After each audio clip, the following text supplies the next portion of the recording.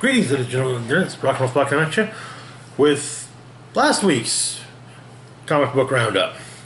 Got actually 3, 4, 5, 6, 7, 8, 9. We got ourselves quite the haul, so I'm gonna try to get through this quickly. I'm gonna kick things off with Uncanny X-Men number 11, which is, of course, double-sized. Because fuck me, right? Anyway, so, if you recall where Uncanny X-Men number 10 left off, from looks of things, the X-Men were dead. All of them. Of course, X-Men Annual, Uncanny X-Men number 1 showed that Cyclops was not dead. Nor was Cable, for that matter. So anyway, we pick up. We get Cyclops, wandering about, seeing the destruction of the mansion, the destruction of the remains of their the jet and whatnot. We see commentators talking about things. We also see people getting beat up. Now, just because the X-Men are gone does not mean mutants are gone. Also, the so-called mutant vaccine is being put to use. Anyway, so Cyclops stops a bunch of kids from spray painting a display of the original 5 X-Men in front of Worthington Industries. Then goes to Harry's Hideaway, because Harry's Hideaway is historically a common hangout for the X-Men when they were up in Westchester County. All right, so he's got some files from Worthington Industries. And there's this one red-headed waitress talking to him. She doesn't know who he is, so she refers to him as Mr. Mystery Man. Or when apparently a young woman is being attacked outside, Mr. Mystery Man, leaps into action, and it turns out that the young girl being accosted outside is former Xavier School student Blindfold, who, if I remember correctly, is the daughter of Destiny. But she also has precognitive abilities, but she has no eyes, and where the blindfold, sort of where her eyes would be. Anyway, so Scott gets taken to Ben Urich's office. They have a talk, and also drink 6 beers and a bottle of whiskey.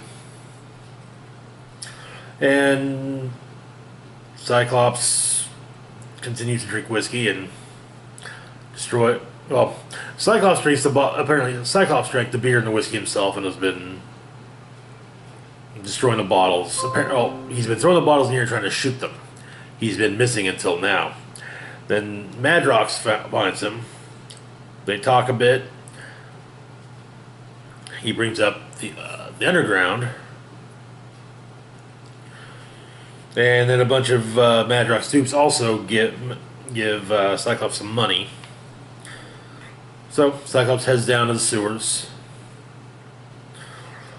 runs into the Warlocks, talks some with Callisto as well as Chamber.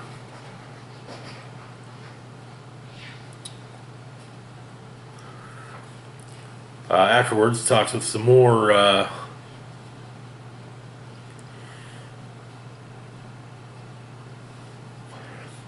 Madroxes, who tell him that from looks of things they found Blindfold, and Madrox tells Scott to leave her alone. She's hiding. And he finds Blindfold dead in a bathtub, with "This is forever" written on the wall. Anyways, at Empire State University, um,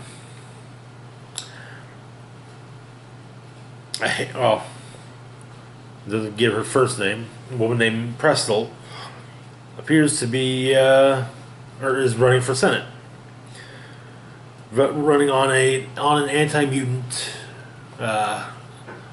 ticket. Everyone, of course, is all for it, except for Cyclops, who asks what she has to say to the families whose mutant children have been killed by the government. What does she have to say to the families whose children have been deported?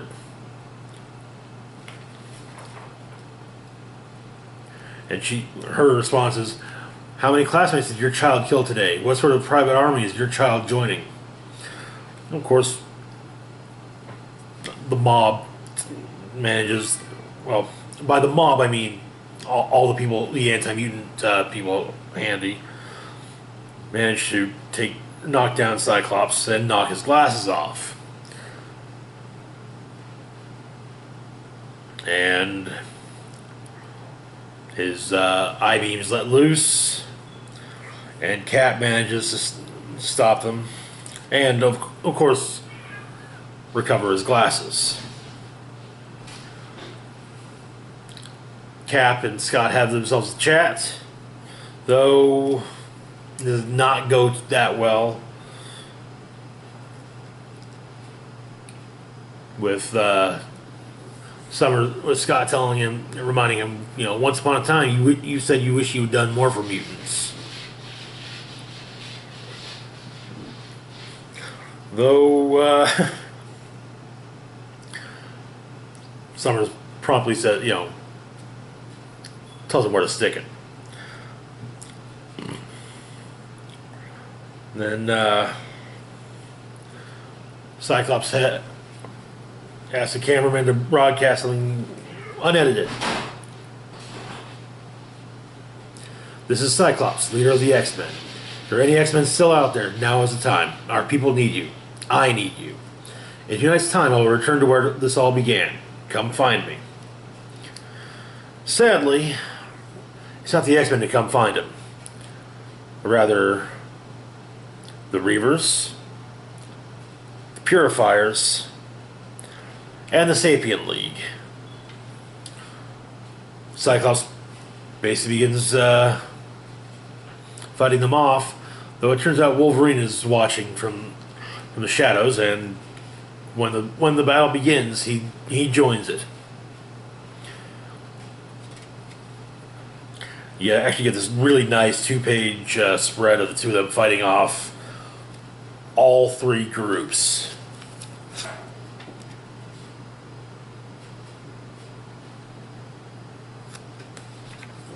Much of that.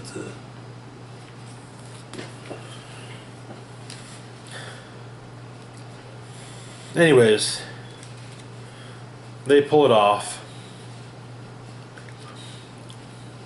Exchange words briefly. And then Logan says, now that they're all caught up, let's go, because they got work to do.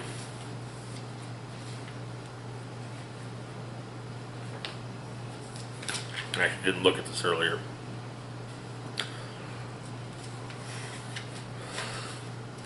So the next story we get is Wolverine returns. Turns out Wolverine had been tracking Cyclops a bit, and comes across Kid Cable.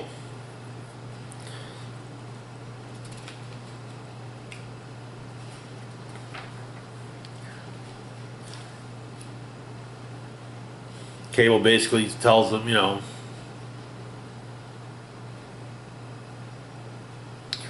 Cable asks him to look out for Cyclops. In the meanwhile, Cable then goes to Lawrence, Kansas,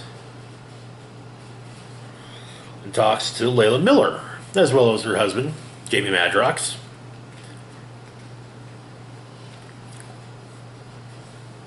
Which is apparently how Jamie got involved.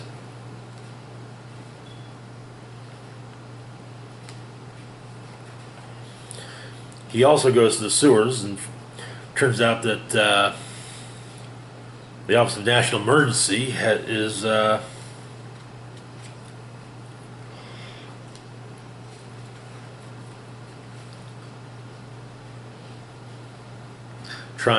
they're trying to find Blindfold.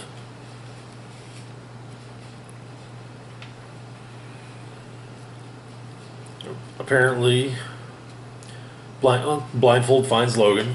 They talk. He tries to recruit her to help. During the rally that Cyclops crashed, Wolverine watches and has a chat with both Black Widow and Winter Soldier.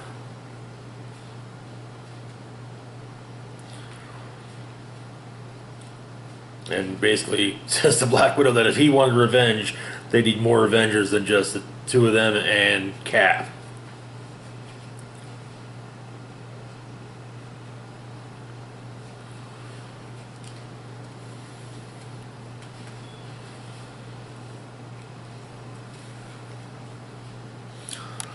Then we also get Wolverine's point of view of the lead up to the Reavers, Purifiers, and Sapien League attack on Cyclops. Finally, we get the last Blindfold story. It's a story her having to deal with her abilities. So she plays the lotto, wins, and also has her own chat with Jamie Madrox.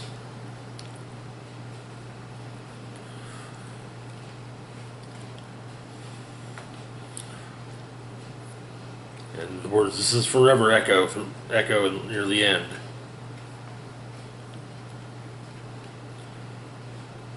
And she says at the end that her gift is seeing the future. Her curse is knowing she no longer has one.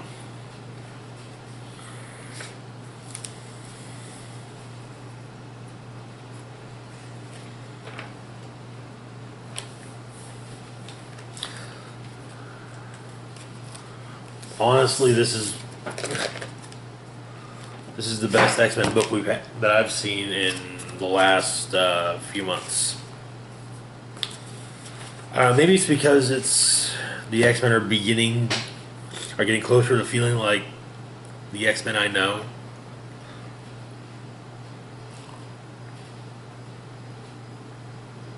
Excuse me. Next we got X-23 number 9. Where we left off with X-23, her and her sister had come upon a cyborg clone of them. Gabby has opted to take their cyborg sister in, whereas Laura wants to find out where she came from. Beast helping. And Gabby's left her phone with the cyborg. Anyway, Beast has managed to at least find the where she came from, which was Medi-Xtronics.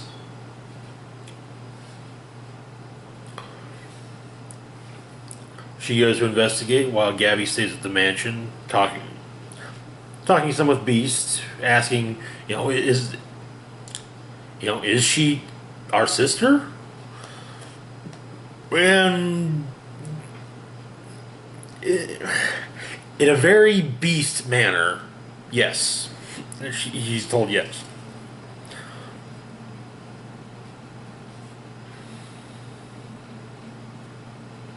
Apparently, Medi-Xtronics mostly specializes in artificial limbs.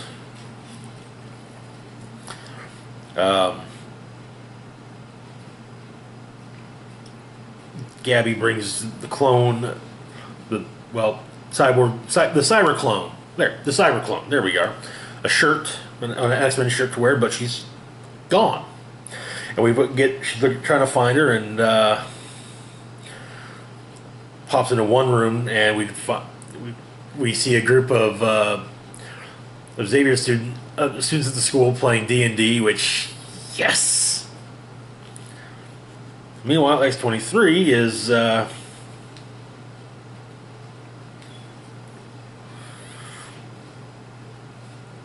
making her own way into Medi-Xtronics and fighting off security in a non-lethal manner. After, it's best not to leave, corpses after all with, that are all hacked up. It does get a little obvious. Anyway, Gabby finds Cyberclone on the roof, trying to, Cyberclone probably attacks Gabby with a hidden blade. Meanwhile, we see this yet another awesome 2-page spread of X-23 fighting a bunch of robots. Which, here, I mean, that is just badass.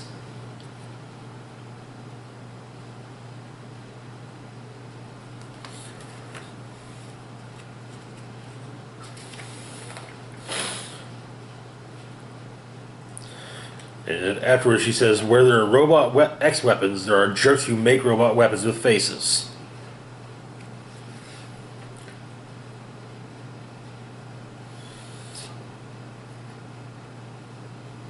Anyway, it turns out that Cyberclone has a name. We'll just call it Tokes or Tuox.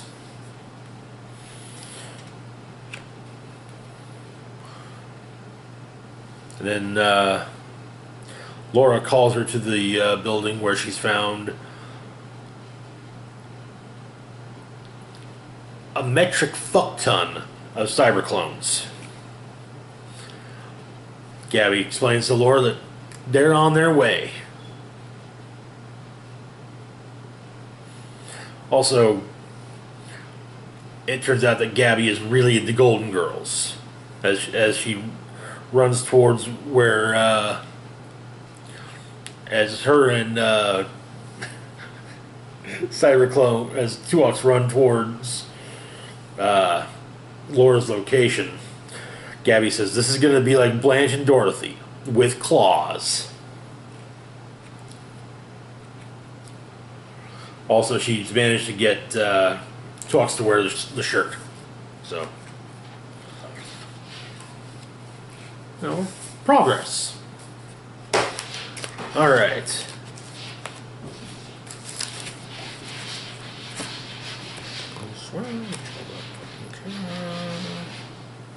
Next up, we've got Deadpool number 9. Well, last left off, Deadpool was, well, Deadpool. We're getting a lot of one-shot stories, which, hey, that's fine. I'm cool with that. So, opens up in an office. Deadpool's drinking.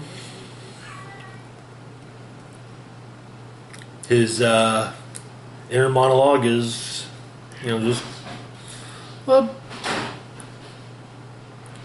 going to kill her. Yeah. He's down in the dumps. And then Jessica Jones walks in and punches him in the fucking face. Also, it turns out his upper torso is covered in bandages. She also threatens to rip out his heart, and when he says, "Well, that's going to be a problem because someone beat her to it." So anyway, he's hired Jessica to, well, help him find his heart. So first they ask Daredevil. Daredevil can't find it because apparently Deadpool's heart is always beating, and every heart has a specific beats at a specific frequency. Well, Daredevil can't find the heart. So next they ask Tombstone, and by ask I mean beat up while implying he stole it, until he finally says that no, he didn't steal it, but he kind of wishes he had. So,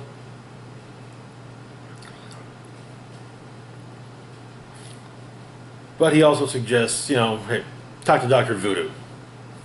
The magic types are, well, I have a weird line on weird shit. So,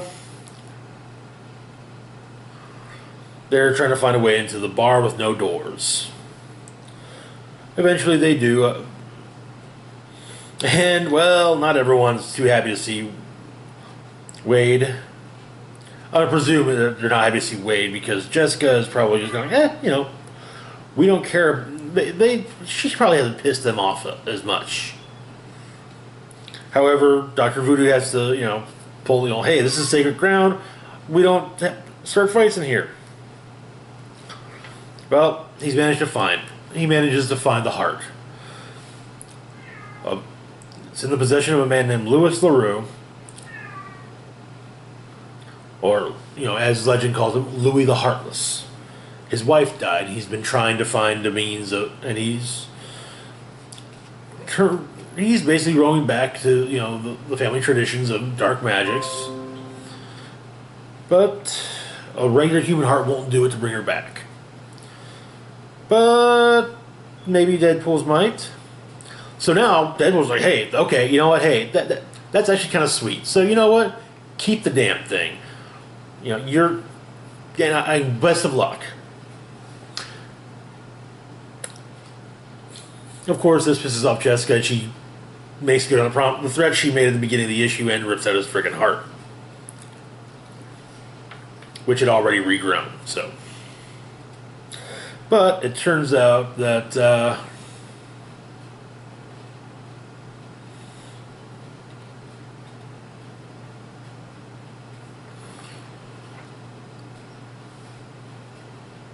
Weasel, who we last saw dying back in Deadpool Assassin, has come for Deadpool's heart.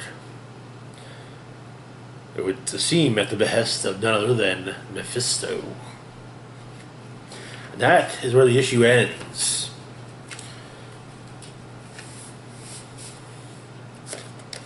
Alrighty, moving on to Wolverine, The Long Night, number 2.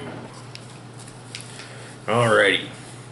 Where we left off here, some feds were investigating a ship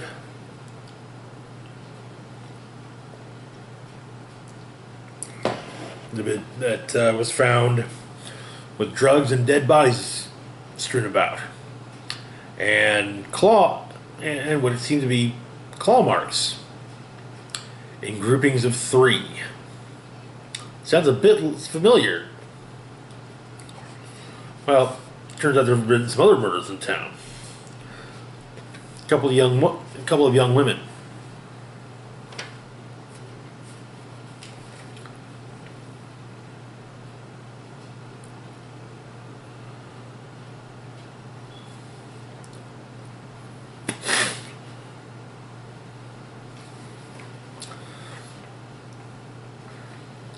And back at Logan's cabin, where the local cop and who's working with the feds had found them, or had left where we left them. Well, they discovered that someone's been around, but not Logan. They found a book, a book about ley lines. Anyways, a bunch of feral kids, the Strawberry Kids, attack. With clubs and friggin' slingshots. Anyways, the local cop gets hit in the head by one of the slingshots. They at least find out what's up between the Strawberry Kids and Logan. He saved one of them, and so they help keep people away. They do what they can to help him. Anyways, in the book about ley lines, there was an unsent letter to Maureen, stating he can't hide here, just like I couldn't hide in New Orleans. What happened happened fast. Shooter started working his way through the French Quarter, killing for the sake of killing. Should have walked away, but people were screaming, trampling each other. Couldn't help myself. I finished my beer, then took off his head. Sure enough, the cameras were watching. Security cameras, phone cameras. The footage the news ran was blurry, but it was enough. I knew Weapon X would hear about it, because they hear about everything.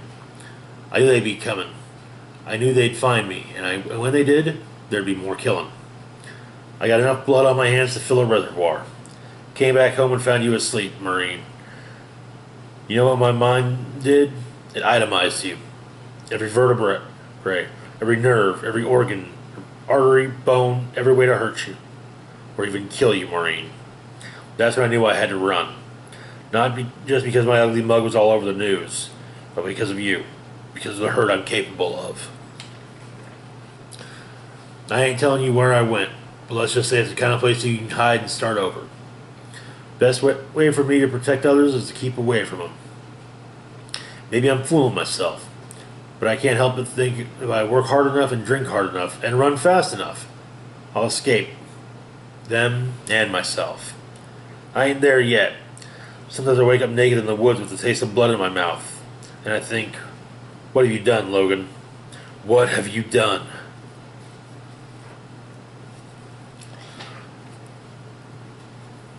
So anyways, turns out there's a local cult. Well, they hijack the radio waves a certain time, and so the feds listen in. Next day, they find they go to the compound and talk a bit. The second murder victim apparently was a member of the cult.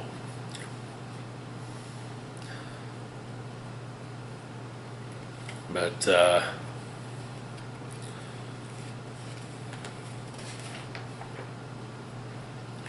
during that, one of the feds gets a call. Answers it. Person on the other end says, "Heard you've been looking for me." Turns out it's Logan. Pops his claws on their line and says, "Don't." Says, "Heard you've been looking for me. Don't." And that's where the issue ends. Alrighty, next up we've got Age of X-Men, The Marvelous X-Men, #1.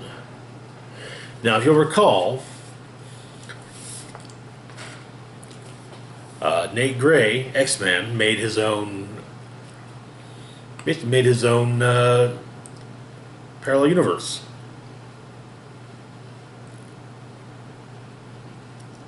A parallel universe that he brought the X-Men into. So, the Marvelous X-Men consists of Magneto, Storm, X-Man, Nature Girl, a one-armed Colossus, Nightcrawler, X-23, and Jean Grey. Though Bishop used to be on the team until, well, him and Jean Grey were about to engage in an unauthorized physical relationship. So, we get kind of a day in the life type of thing. Colossus paints. Storm uses her powers to do laundry. Magneto uses his to cook. Nature Girl helps, nature. I'm not actually sure what it is that X-23 is doing with her claws in this here. Nightcrawler is a celebrity and is looking at a poster of his. Jean Grey is holding up 4 books and reading each one at once. And Nate Gray is levitating and meditating. Or, well, you know what? No. We're not going to call him Nate Gray or X-Men. We're calling him X-Legion because he's still got Legion's tattoo. So he's both. Each one lives in their own house. They're called to action. So they go to X Sanctuary, where it turns out there's a wildfire in California. So they got to go do their best. They got to go save the day. And so they do. Colossus and Nature Girl going to save the animals, do what they can to save the forest as well.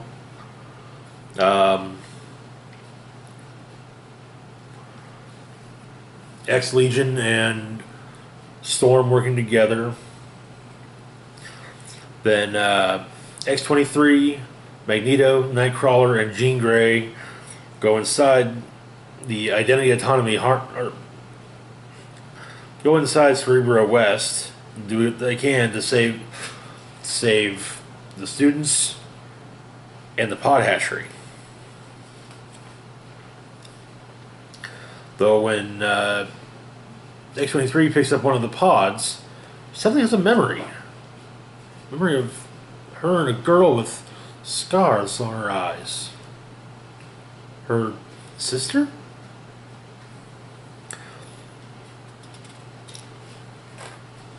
Anyway, as many people as possible are saved, including as many of the children.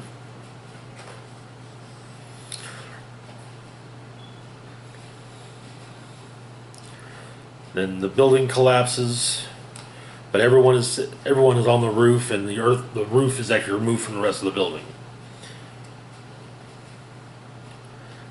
The X-Men, of course, talk to the news reporters, and later on, they watch the news. Alone, X-23 talks to X-Legion about the memory she had.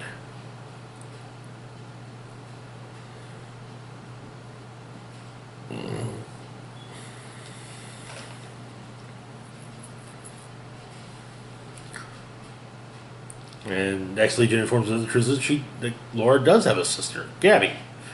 Like Laura, she's a product of James Howlett's DNA. But he can't let the two of them see each other.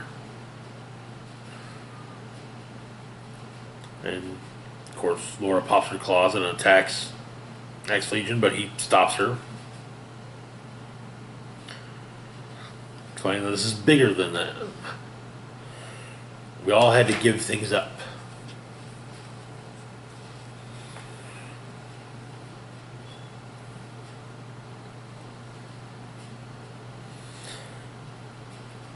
Anyways, the next day, while they're just hanging out, Nature Girl's playing with the animals she saved from the fire.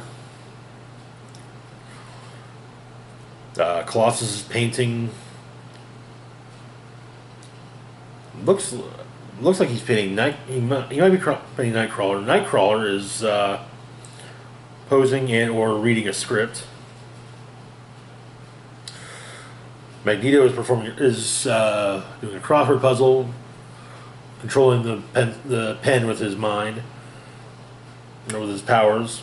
Jean Grey is doing a puzzle, a wooden puzzle, and she collapses and. Here, so first is asked, here's in her mind, are you tired of, then she speaks aloud, being alone, it's okay to love, we can show you the truth. Join our cause, Central Park this Saturday. Embrace the bonds that make life worth living. And the rest is actually too small for me to see. Apparently it was on a flyer for the resistance. And she has a few names of those involved. And Sabin Nur, Genesis, Kitty Pryde. To which X-Legion asks, who the hell are they? And that is where the issue ends. It looks like, this is actually kind of neat, that X-Men is coming full circle creating his own, well, with the help of Legion,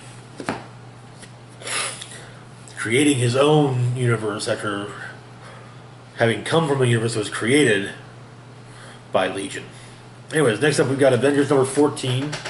So where we left off, Blade had joined the Avengers after having been rescued by them. And it turns out that there is a civil war brewing amongst the vampires. So,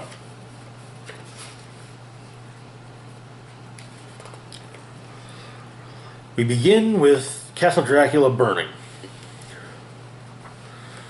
And we see the Shadow Council.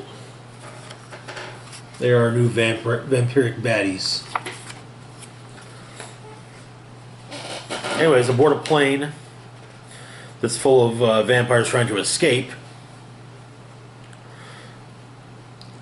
Captain Marvel takes the controls while Blade talks to the vampires in the hold, trying to find Dracula. In the Great Mound of Wakanda, turns out there's a bunch of vampires that must want the vibranium in the mound very badly. They enter the country by turning into snakes.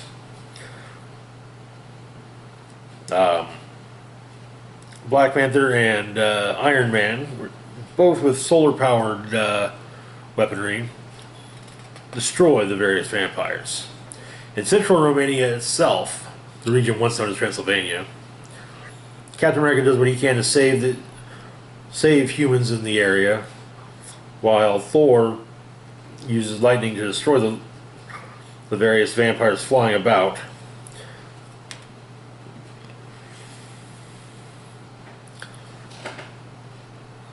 Cap tells the people to stay where they are, no matter what they hear. Then he looks to the vampires and says, "You fellas came looking for a free meal, and I'm all for feeding those in need. But these good people aren't on the menu. I am. So come take a big bite if you got the stomach for it," while holding a crucifix. Meanwhile, in the Monster Metropolis, which is deep in the streets of Manhattan, Hulk and Ghost Rider are taking care of demons, vampires, or taking care of vampires, mainly sending them to hell via the trunk of Ghost Rider's car. Then a horned demon child in a hoodie confronts Ghost Rider,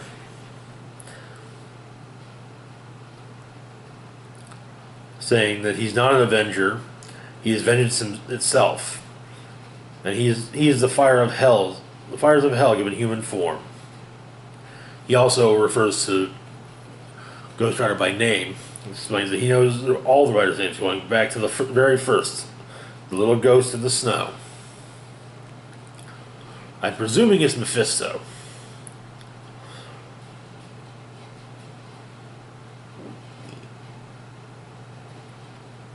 And apparently,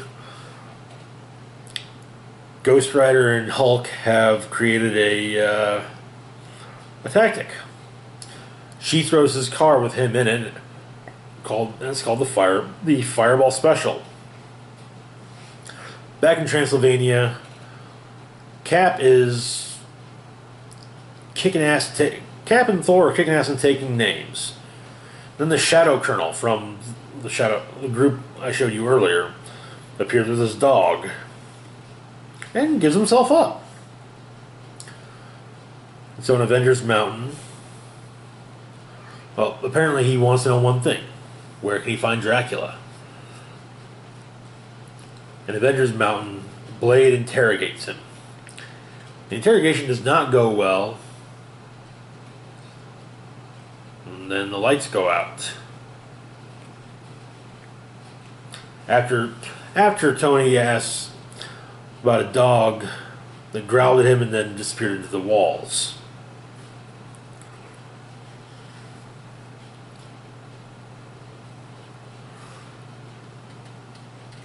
things did not go well, and the dog basically turns Ghost Rider into the version where the human host has no control. Meanwhile, at the Russian-Ukrainian border, the Winter Guard is, well, standing guard. When they are met by a refugee, Vlad Tepes, Prince of Wallachia, Count Dracula of Transylvania. He has lost his ancestral home, he has lost everything. He just wishes to know peace in the humble twilight of his life. And he's also seeking political asylum. That was actually in the part before what I read. And that was last week's Avengers. Alrighty. Moving on to Champions number 2.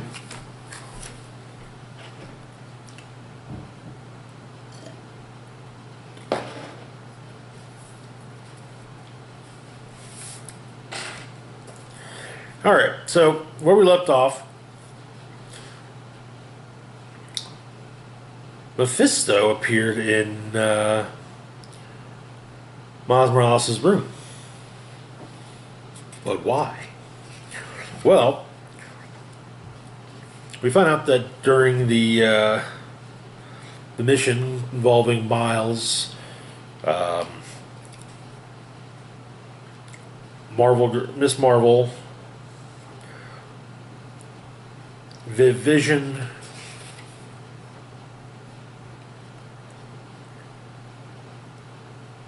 and Amadeus Cho, things did not go right. Did not go as well as they hoped when fighting Zax. And in fact,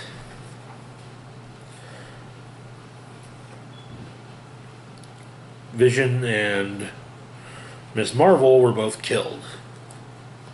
But wait a minute. Miss Marvel and Vision were in the end of the last issue. After this.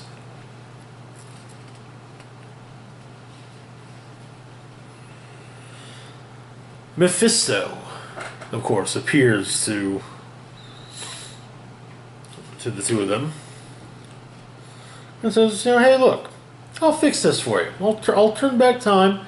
You guys can, and you guys can do things the way you know that you now know will work. Miles, thinking about all the times he's hung out with Ms. Marvel, tells Mephisto to do it, and so he does. But of course, this is the kind of magic that has a shockwave.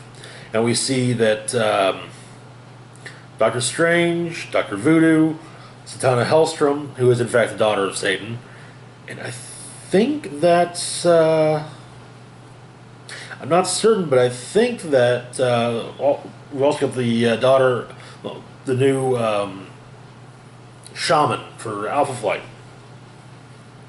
Anyway, so he turns back time, and Spidey kind of takes charge, and they manage to stop Zax. But I didn't mention this, but a girl that was saved by Spider-Man early in the first way things went. It was crushed by some of the rubble.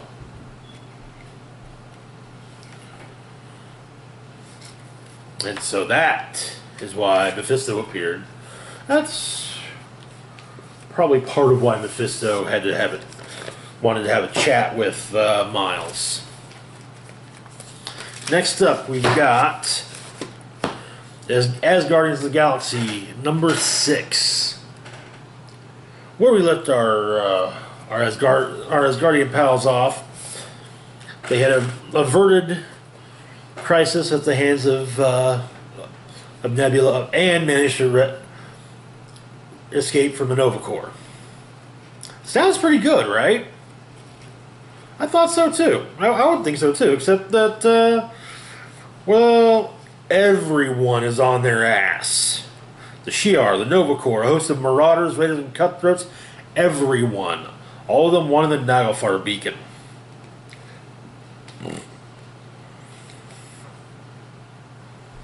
Loki manages to snap his fingers and get them out of there.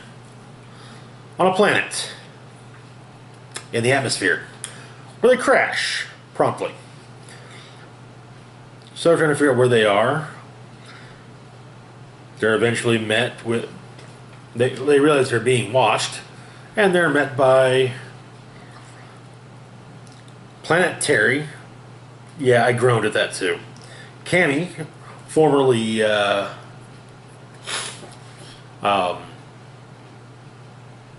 Drax's travel companion. Torgo, Pip the Troll, Aura, and Yondu Udonta. Yes, that Yondu. A fight's about to break out when another member of the group shows up, Sarah. The same Sarah they were looking for and is in fact Angela's ex. They apparently parted on very good terms because the first thing that Angela and Sarah do upon seeing one another is kiss. Angela's been searching for Sarah. And so now everyone's friends. Also, part of the reason that for the ambush was, well, Loki. Turns out that the Ravagers are protecting a group of aliens whose prayers crystallize into diamond form.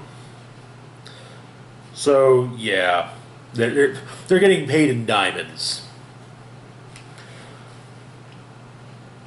But they're not the only ones interested in prayer diamonds. Chargazel's raiders sadly have tracked down the Ravagers and their charges. So, you know, make sure to leave some of them alive. Prayers for the dead are still prayers. So the two groups team up and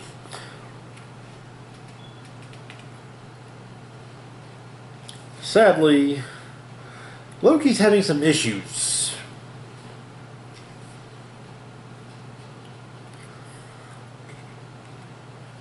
Then, something turns the tide.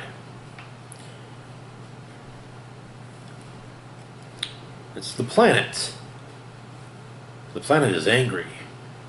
That would be because the planet is Ego, the living planet. And that's where the issue ends.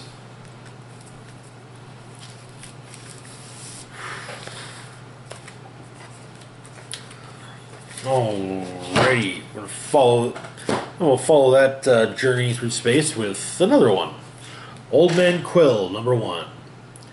In the tradition of Old Man Logan and Old Man Hawkeye, we now have Old Man Quill. So, we'll begin on Spartax, then. Star-Lord is now the ruler of Spartax.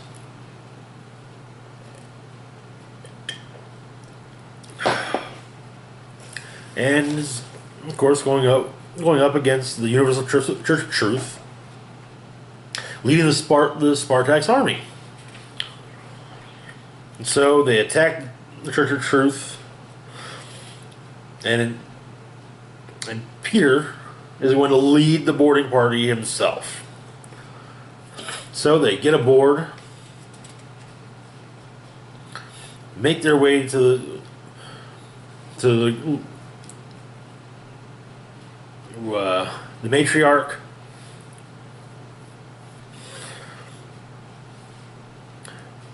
and basically says, "Yeah, Spartax fell an hour ago. If you don't believe me, go look for yourself." And she was right. It did. Then we fast forward to now. Peter Quill is an old man looking down at the planet. Hologram of his wife and children. Empty liquor bottles everywhere. And sadly, no full ones. But then it turns out he has guests. Gamora, Drax, Mantis, and Rocket Raccoon. Gamora tells him it's time for him to get off his ass and save the galaxy. So they talk a bit. Also, it's mentioned that he sent a message to Earth, but got nothing in response. You know, kind of said, "See if I join them in any more of their civil wars." Anyway, it turns out that the Shi'ar have been co-opted by the Universal Church of Truth and are following the Guardians in their ship. Gladiator's mohawk has been cut down quite a bit, and he now has on his uniform the Ankh of the Universal Church of Truth. 2 days later, the Guardians appear in the Sol System. There's a beacon on a loop from the old Sword space station. Stay bored, and as Mantis is having trouble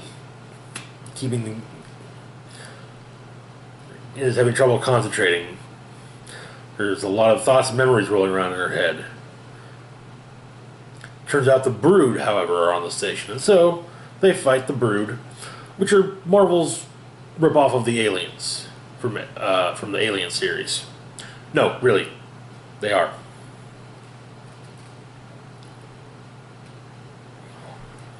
Drax asks, "How could a planet of Avengers and X-Men allow basically one of their own stations to get taken over by the Brood?" They decided there's only one way to find out, so they go down to Earth. The landing is another. There's a satellite that zaps them a bit, and so their landing is not the best.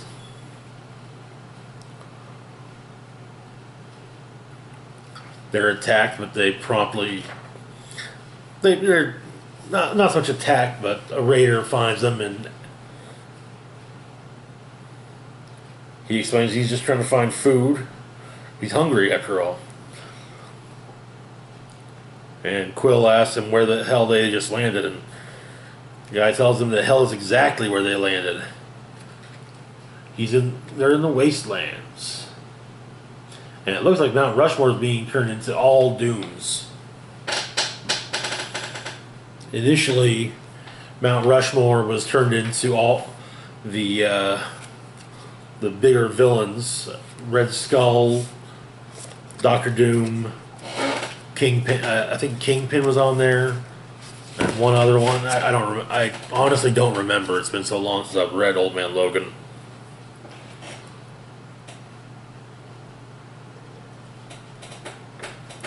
Alrighty. Alright, we got the last book of the week. Star Wars Age of Republic. Anakin Skywalker. Excuse me. So, this takes place during the Clone Wars.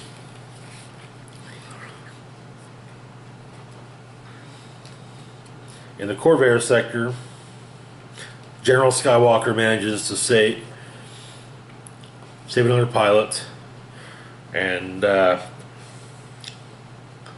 leads an attack on Trade Federation forces.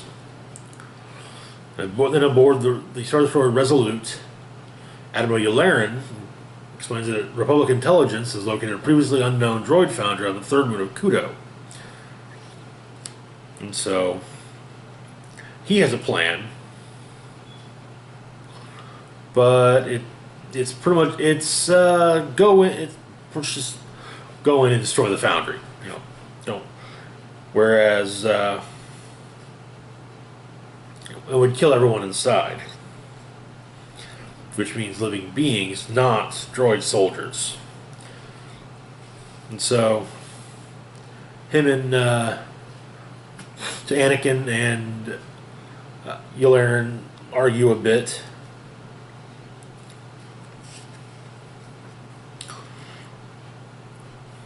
Then Obi-Wan joins Anakin for a meal that later they talk.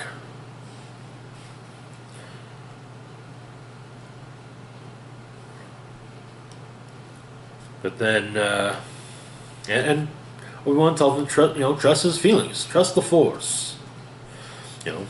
Sorry, I was flipping into an impression of Obi-Wan. Anyway, so Anakin takes his droid fighter, lands on Kudo 3, makes his way in. Turns out it's being operated by slaves. And we all know how Anakin feels about slaves. So he goes in, slices and dices his way through battle droids, and then frees the slaves. Gives them some rifles and says, hey, why don't you help me take care of the droids?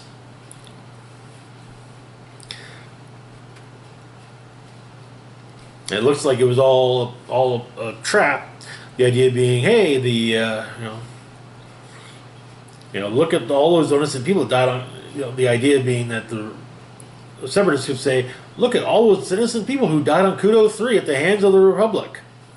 To undecided systems, whereas now it's like, crap, we kind of enslaved some people.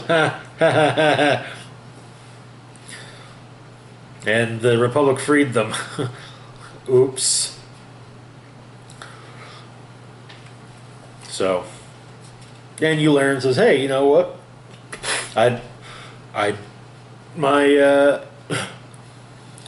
had my plan, and you had yours, and I'm glad that you did your thing because, you're right. Innocent lives were saved were saved down there. Good job. Kudo might not join the Republic, but they're definitely not going to join the Separatists. And that is Age of the Republic, Anakin Skywalker. And that is last week's comic book rundown. So, yeah. We have this week's comic book rundown tomorrow. We've got plans. There are plans. Definitive plans for the next few days, video-wise. Anyway, as always, feel free to like, share, and subscribe. Hit the bell icon to be notified when I put up new content. If you want, feel free to comment as well. Links to Facebook, Twitter, and Patreon in the description box down below. This is Rock and Roll Spock signing off, saying, live long and rock hard.